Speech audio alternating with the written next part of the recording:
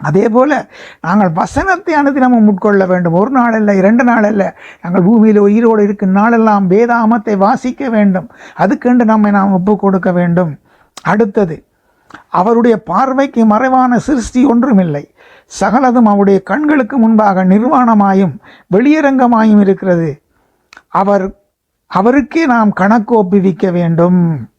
ஆகையால் அடுத்த வசனம் சொல்றது, வானங்களின் வழியாய் பரலோகத்துக்கு போன தேவகுமாரனாகி இயேசு என்னும் மகா பிரதான ஆசாரியர் நமக்கு இருக்கிறபடினால் நாம் பண்ணின அறிக்கையை உறுதியாய் பற்றி கொண்டிருக்க கடவோம். உறுதியாய் பற்றி கொண்டிருக்கணும். நாங்கள் எப்போ ஆண்டவர் ரட்சகராக நாங்கள் ஏற்றுக்கொண்டு அறிக்கை செய்தோமோ அதன்படி தொடர்ந்தும் அவர் நாங்கள் பற்றி கொள்ள வேண்டும். இடையில் நாங்கள் தவறி இருந்தால் அவரோடு ஒப்புரமாக வேண்டும் என்று வேதம் சொல்லுகிறது. மீண்டும் எங்கள் குற்றங்கள் பாவங்கள் மீறலோட அறிக்கை செய்து அவரோட மனம் திரும்பும் பொழுது அவர் நம்ம மன்னிக்கிற நல்ல தகப்பனாக இருக்கிறார். பேதுரு மறுதளித்த வேளையில் பேதுருக்கு இறங்கினார்.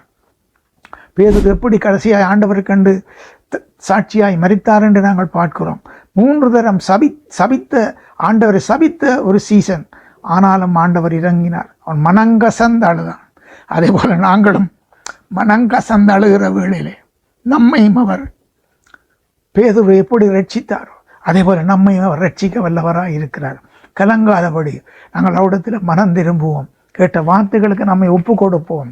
ஆண்டவர் ராமே உங்களை நிறைவாக ஆசீர்வதிப்பாராக என்று சொல்லி கர்த்தரும் இரட்சகரும் மீட்பரும் ஆண்டவருமாகிய கிறிஸ்து இயேசு ராஜா நாமத்தில் உங்களை வாழ்த்துகிறேன். ஆசீர்வதிக்கிறேன். உங்களோட ரட்சிப்பு பூர்ணப்படத்தக்கதாக ஆசீர்வதிக்கிறேன், வாழ்த்துகிறேன். அடியான ரட்சிப்பும் பூர்ணப்படுத்துவாராக அப்பா இயேசு ராஜா. நன்றி, நன்றி இயேசு ராஜா நாமத்தில் நல்ல பிதாவே. ஆமேன்.